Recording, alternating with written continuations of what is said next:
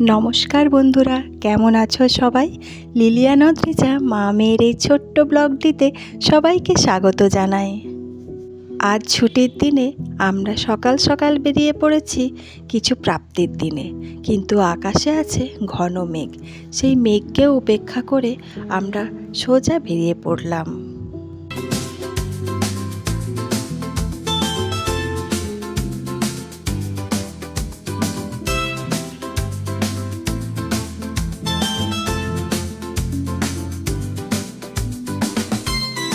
তোমরা একবার আকাশটা লক্ষ্য করে দেখো, কতটা ঘন মেঘে আচ্ছন্ন হয়ে আছে। কিন্তু আজ না হলেও আর কোনো দিন সময় হচ্ছে না, তাই মেঘ মাথায় নিয়েই বেরিয়ে পড়েছি।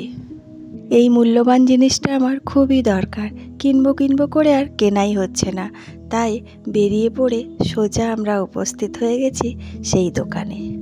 তোমরা দেখতেই পাচ্ছ সামনেই আমার জিনিসটা এখন রেডি করা হচ্ছে, টিউনিং করা হচ্ছে। কিছুদিন আগেই আমি আরেকটা খুব ভালো হারমোনিয়াম কিনেছি, কিন্তু তাহলেও আরও একটি হারমোনিয়ামের আমার দরকার ছিল। এখানে অসংখ্য হারমোনিয়াম রাখা আছে, কেউ সারতে দিয়েছে, আবার কেউ নতুনও কিনে নিয়ে যাচ্ছে। এখন আমি যেটা নিচ্ছি সেটা অনেক দিনের পুরনো একটা হারমোনিয়াম।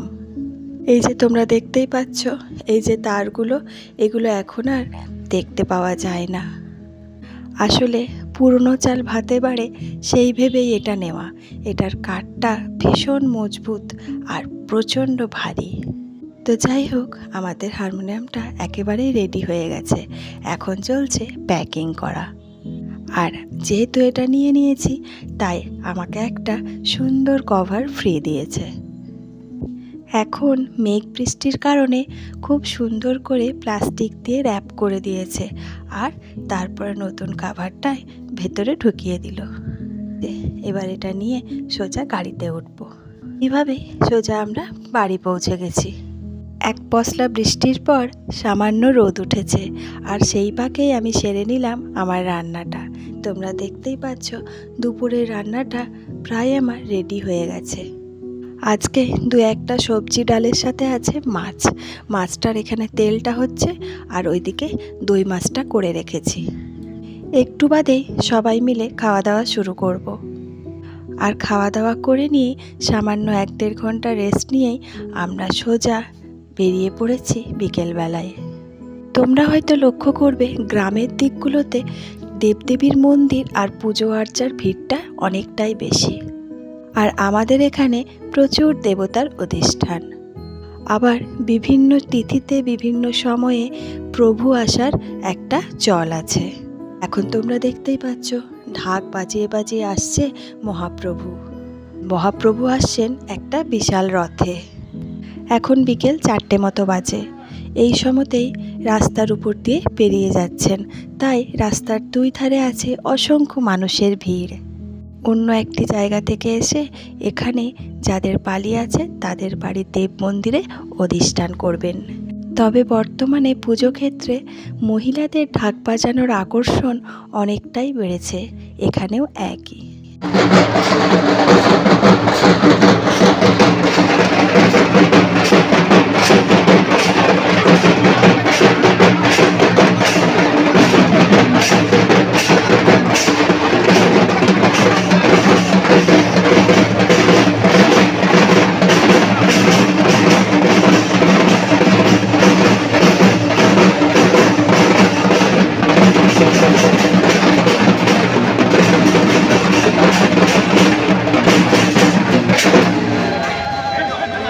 এইভাবে সামনে ঢাক বাজছে আর পেছনে প্রভুকে টেনে নিয়ে আসা হচ্ছে। ছোট ছোট ছেলেমেয়েরা রথ টেনে নিয়ে আসছে।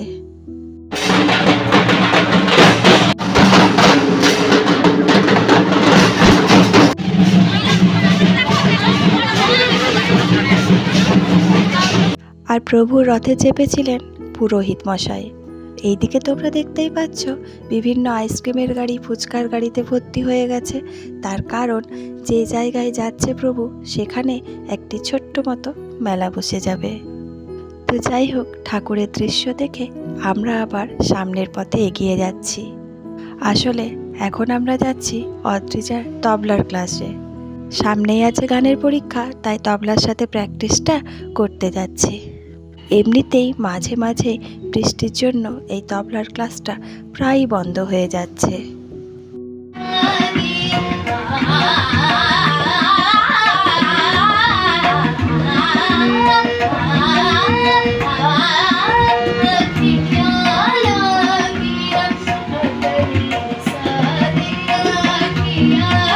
তো যাই হোক, ক্লাসটা সেরে এখন আমরা বাইরে বেরিয়ে পড়েছি।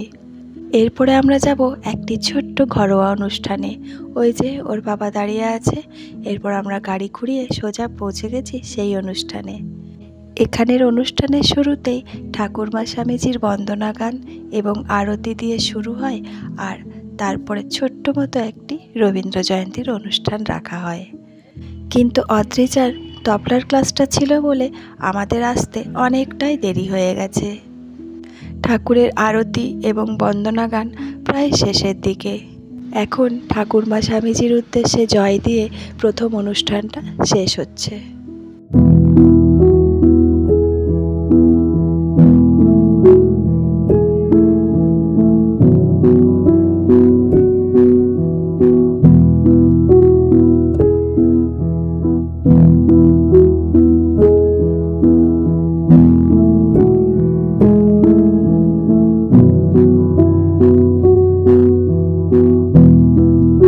তোমরা দেখতেই পাচ্ছ সুন্দর করে কাপড় পরিয়ে সাজানো হয়েছে। এই সামনেই হচ্ছে মূল অনুষ্ঠান। আজ আমার সাথে আরও বার অদ্রিজাও এসেছে।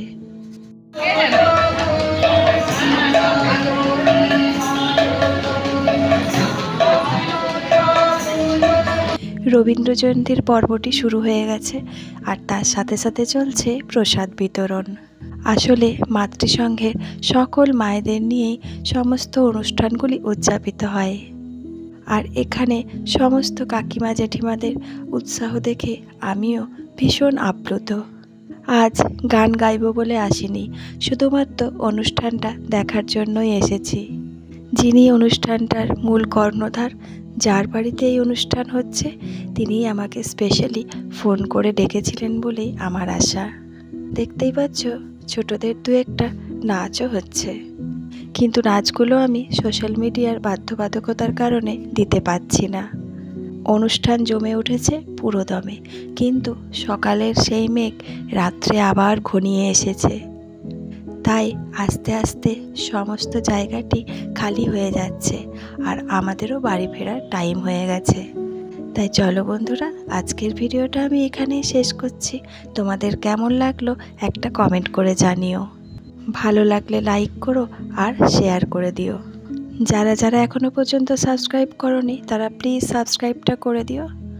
আর তোমরা সবাই খুব ভালো থেকো, সুস্থ থেকো, আর অনেক অনেক আনন্দে থেকো। দেখা হবে খুব শিগগির পরের একটা ব্লগে।